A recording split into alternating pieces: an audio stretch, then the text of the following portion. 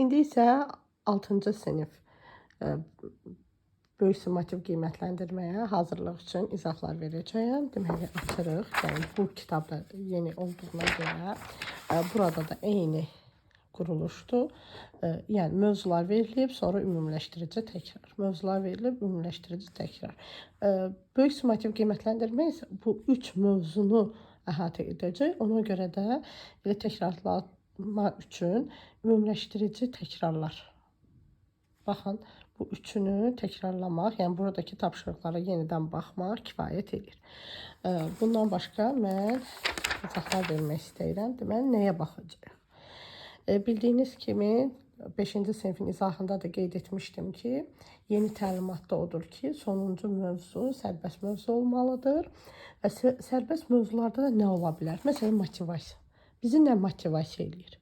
Fəaliyyət planımız necə ola bilər? Sonra, burada söz mücrüsü var. Oradakı sözlərə diqqət yetirin. Dəstək nədir? Hədəf nədir? Mühakimə nədir? Bunları da təkrarlayın. Xəyalların izi ilə, məsələn, mənim xəyallarım nədir?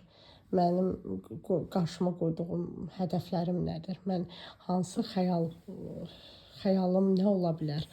Və yaxud da ki, qurduğum xəyallar üçün mən nə edirəm?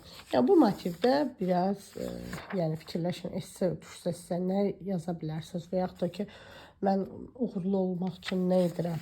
Yəni, bu mövzuları biraz təkrarlayın. Ən çox şagirdlərin çətinlik çəkdiyi mövzulardan da biri səhifə 11.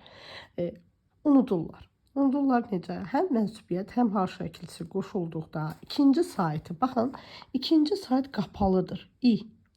Fikir, çətir, isim, cisim, nəsil, fəsil, səbir. Bunlar hamısı alınmadı. Bunlara ona görə istənilən mənsubiyyət və yaxud da hal şəkilçisi saytla başlayan hal şəkilçisi artırdıqda düşür. Məsələn, gəlin buna baxaq. Mənim fəslim yaydır. Fəslim. Bu birinci yox, ikinci söz kimi işlənibsə, burada gördüyünüz im nədir? Mənsubiyyət. Amma deyirəm fəslin gözəlliyi. Fəslin gözəlliyi.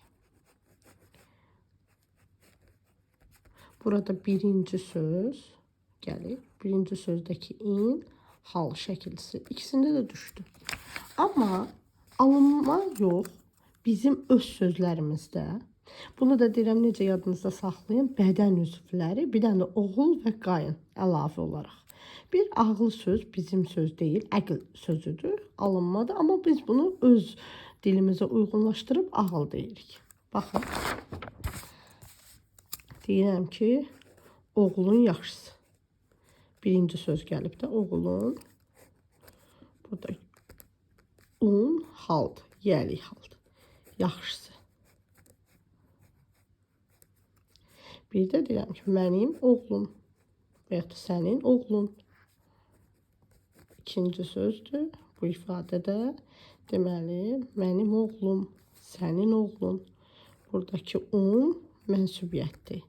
Deməli, baxın, buradakı hərf düşdü. Amma burada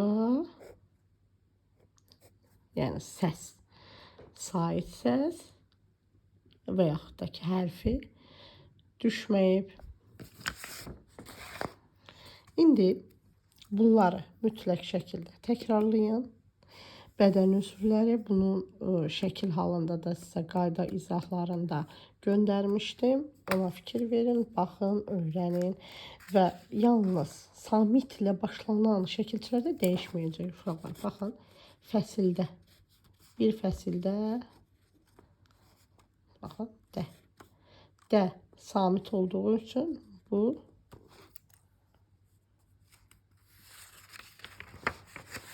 dəyişməyəcək. Aha. Bu elektron ünvanım olsaydı, tərcüməyi halda nələr olur? Doğum tarixi, ailəsi, təhsil aldığı məktəb. Bu mövzunu keçəndə biz uşaqlara, şagirdlərə yazdırmışdıq. Keçdik. Baxın, burada g yoxsa k, c yoxsa ç, 4 hərf var ki, bıdıcık gələndə əgər tək işlənərsə kar, yəni kar qarşılığı, b-nin kar qarşılığı nədir? P. Samitlə başlanan şəkilçi və ya söz gələndə p, yenə də, amma saitlə gələndə, yəni olduğu kimi qalır. Ona görə də sizə test düşəndə ki, hansı sözün son saiti dəyişməz və yaxud da ki, cingiltili qarşılığı olmaz və yaxud da əksinə, daha doğrusu kar qarşılığı olmaz və yaxud da əksinə kar qarşılığı olar. Mütləq baxın, tək olarsa, özündən sonra samitlə olanda bu kar qarşılığı ilə əvəz olunur. Saitlə gələndə heç bir dəyişiklik olmur. Buna fikir verin. Sonra demişdim ki, bunları əzbərləyirəm ki, əzbərləyim. Məsələn, hətta, ixtira və ya da iki qoşa samit yanaşı gələndə ikincisi cingiltili olur. Məsələn, usta, yox usta. Məsələn, usta. Burada iki kar yanaşı gəldiyi üçün bu d-yə keçəcək. Aha. Sonra, amma burada baxın, şəkilçilərdə kar və keş şəkilçilərində yazıldığı kimi qalır. Sənətkar, istəyir zəhmətkeş. Bu, baxın, sənətkar. Çünki kar şəkilçisidir. Baxın, t-ki, iki kar yanaşı gəlsə də, bu şəkilçi olduğu üçün dəyişmir. Zəhmətkeş. Bunları yadınızda saxlayın. Bunlarda heç bir dəyişikliyi yoxdur. Bəs dəyişiklik hardadır? Desə ki, hansı sözün yazılışı ilə tələffüz arasında fərq var? Tələffüz nədir? Произношение. Fərq nədir? Различает. Yəni fərqlənir. Baxırıq. Q-qı, k-kı, p-pı, t-tı. Bir də y-y nə zaman dəyişmir? Y-y kökdədirsə, koyun. Məsələn, niyyət dəyişməyəcək. Şəkilçidədirsə, iki y düşür olur bir y. Bir y ilə yazılan sözlər hansılar idi? Tövsiyə, tərbiyə. Onlar sizə qeyd etmişdim, amma yenə də deyim. Tövsiyədir, tərbiyədir, mərsiyə, təhkiyə, hekayə, ehtiyat, ehtiyac. Yəni, bu tip sözlərdə qoşa y ilə yox, bir y ilə yazılır. Bunları da unutmayın. Bu siyahını da mən sizə göndərmişdim. Əzbər dərs keçən zaman, yəni bu mövzunu keçəndə onlara da təkrar nəzər yetirin. Sonra baxaq. Qoşa y-yılar dediyim kimi səhifə 24-dədir. Buna da fikir verin. Qoşa y, məsələn, bu səyyah kökündə də olduğuna görə dəyişməyəcək. Amma şəxsiyyət, şəxs sözüdür, iyyət şəkilçidir. Ona görə bir y düşəcək. Sonra nəyə fikir verin? Aha, burada sinif, ağız, ömür, burun, fikir, oğul, sətir, ümumiləşdirici təkrara nəzər yetirəndə biz də burada tapşırıq görəcəyik. Əgər desək ki, ikinci hecasındakı sait həm hal, həm mənsubiyyətdə qəbul edəndə düşən sözlər, biz bura nəyə artıracağıq? Sinifdir, ömürdür, fikirdir, bir də sətirdir. Amma hansılar dəyişməyəcək, yəni mənsubiyyəti dəyişəcək, halda dəyişməyəcək, yəni düşməyəcək. Ağız, burun, sonra oğul, beyin. Bizcə də bu tapşırıqlara nəzər yetirin. İkinci bölmədə nəyə baxacağıq? Baxaq. Burada da məsələn mərhəmətli olmaq, müsbət xarakter, mənfi xarakter, onlara baxın. Mən hər dəfə obrazları xarakterizə edəndə deyirdim ki, məsələn, bu obrazın xarakteri, xüsusiyyəti, yəni onun keyfiyyəti necədir? Yəni, necə adamdır, necə obrazdır? Sifətin müqayisə dərəcəsi 3 dərəcəsi var. Adi, azaltma, çoxaltma. Mütləq buna baxın. Kəm, təhər necə yazılır? Bitişik yazılır. Dün bitişik yazılır. M, P, R, S ilə düzələnlər çoxaltma dərəcəsidir. Ən, çox, daha, lap, zil çoxaltmadır və ayrı yazılır. Açıq ala tünd, amma açıq ala defislədir. Tünd də defislədir. Tünd çoxaltmadır. Açıq ala azaltma dərəcəsini düzəldir. Və bir dənə buna baxın. Açıq ürəkli tünd xasiyyət. Burada açıq və tünd sözləri görsənsə də, bu ürəkli düzdür sifətdir. Amma açıq ürəkli ümumiyyətlə bir yerdə birləşib mürəkkəb sifət əmələ gəlib. Bu da adi dərəcədir. Xasiyyət özü isimdir. İsmin yanında olmasa və yaxud da bumbuz. Burada qeyd olunmuyor. Mən bunu karandaşla qeyd edirəm. Karandaş olcu yoxdur, eyb yoxdur. Burada mən həmişə deyirəm uşaqlara ki, yazmayın kitabları. Ona görə də bu pozanlı qələmlə yazıram. Sonra pozacağım. Bumbuz. Buz nədir? Buz isimdir. Onun yanında olanda bumbuz nə olacaq? Adi dərəcədə. Yəni, heç zaman, heç bir vaxt ismin dərəcəsi yoxdur. Bu sadəcə olaraq bumbuz olaraq sifətə çevrilir və bu da adi dərəcədədir.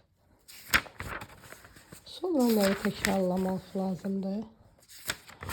Bədii portret nədir? Bədii portret bizim obrazları oxuyuruq. Orada məsələn quruluş deyir ki, məsələn filan xarakterin burnu belə idi, ağzı belə idi. Bu bədii portretdir. Miqdar və sıra sayları. Saylara fikir verin. Miqdar sayları nədir? Neçə, nə qədər sualına cavab verir. Bir də qeyd edeyim. Məsələn, təqribi saylar var. Miqdar sayların içərisində müəyyən miqdar, qeyri-müəyyən kəsir. Qeyri-müəyyən təqribi saylardır. Və burada nə qədər sualına cavab olur. 5-6 uşaq, nə qədər uşaq? Amma müəyyən miqdar sayı neçə və yaxud da nə qədər sualına da cavab verə bilər. Kəsir sayları da burada da nə qədər sualına cavab verir. Bəs sıra sayları necə düzəlir? İnci ilə. İnci rum rəqəmləri ilə də yazılır. Rum rəqəmləri ilə yazılsa C yazılmayacaq. Məsələn, belə düşüb 10-cu olmaz. Çünki bunun özündə artıq 10-cu deməkdir. Yəni, o C şəkilçisi var. Sonra saylardan sonra isimlərin işlənmə məqamına da fikir verin. Giriş əsassə nəticə. Sıra saylarının yazılışında görürsünüz. Bu şəkildə də ola bilər. Bu şəkildə də rum rəqəmi ilə də. Bir də altın C, incı. İncı yazılmır, C yazılır təkcə. Rum rəqəmində ümumiyyətlə yazılmır. Sayların yazılışına fikir verin. Kəsir saylarında eləcə də saylar eyni zamanda həm mənsubiyyət, həm hal şəkilçisi qəbul edəndə yalnız biri qalır, hal qalır. Baxın, 5-in də in mənsubiyyətdir, də haldır. Sonra yadınızda saxlayın. Bir sıra, bir çox. Yəni bu 2 dənə sizdən soruşsa ki, hansında cəm şəkilçisi yazılmalıdır. Siz o dəqiqə mütləq şəkildə bir sıra və bir çox saylarını tapın ki, onlardan sonra gələn isim həmişə nədədir? Cəmdədir. Çox, çoxlu, onlarla, yüzlərlə, yüzlərcə, yəni larca, larla. Cəmdə işlənə bilər, tək də işlənə bilər. Təkrarlamaq üçün ümumiləşdirici təkrara baxa bilərsiniz. Səhifə 55-ə. Sonra gəldik burada sivilizasiya, antik dövr. Biz burada hansı kəşfləri bəyəndik? Bizə hansı kəşflər daha çox lazımdır? Onlara da mütləq nəzər yetirin. Baxın, burada da yazılıb. İsimlər cəmdə işlənir. Çox-çoxlu yüzlərlə, onlarla, onlarca, yüzlərcə, minlərcə. Bunlar da bura aiddir. Amma tam yazılmayıb. Amma siz bilin. Digər qeyri-müəyyən miqdar saylarından sonra isimlər həmişə təkdədir. Müəyyənlərdən də sonra mütləq təkdədir. Məsələn, 3 qızlar deyə bilmərik. 3 qız deməliyik. Mütləq şəkildə. Sıra sayları ilə işlənən isimlər təkdə də ola bilər. O cəmdə də. Məsələn, birinci siniflər deyə bilərik. Sonra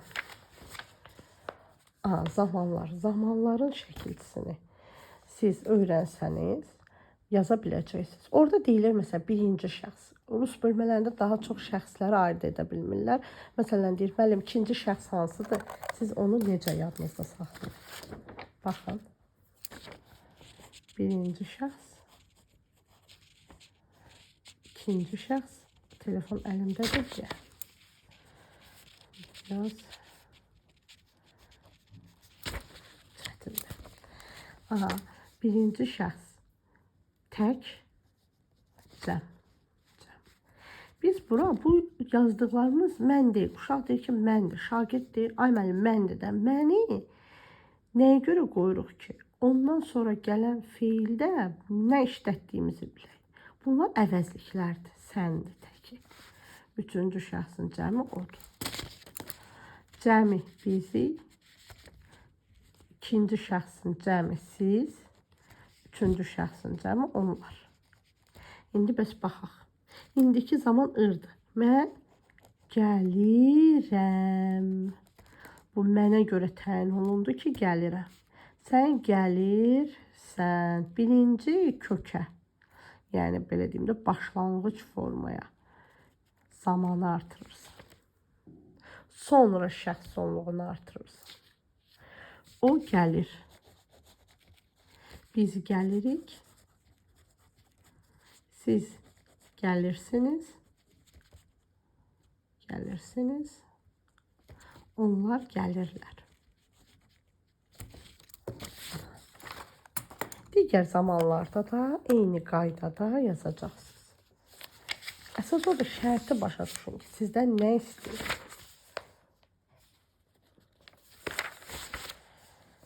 Sonra zərf. Zərfin mənaca növləri. Siz sual verməyi bacarmalısınız. Baxın, məsələn, yazıçının yaradıcılığı ilə yaxından tanış olmuşdu. Necə tanış olmuşdu? Yaxından. Və yaxud da o maraqla izləyirdi. Necə izləyirdi maraqla? Mən yuxarıya çıxdım. Mən hara çıxdım? Yuxarı. Yuxarı nədir? Yer zərfliyi. Zərfi, daha doğrusu, hələ ki zərfliyi keçməmişsiniz. Yer zərfi. Kəmiyyət, məsələn, mən çox su içdim. Burada çox su sayı bildirir. Amma mən suyu çox içdim. Çox içdim. Hərəkəti izah edirsə, o kəmiyyətdir. O xeyli yatdı. Bu nədir? Xeyli yatmaq. Əlbəttə ki, kəmiyyətdir.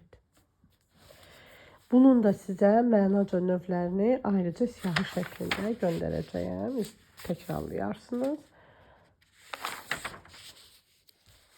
Ümumiləşdirici təkrar testləri işlətmişəmsə, amma bir daha yenə də baxarsınız. Bu qədər sizə uğurlar arzu edirəm.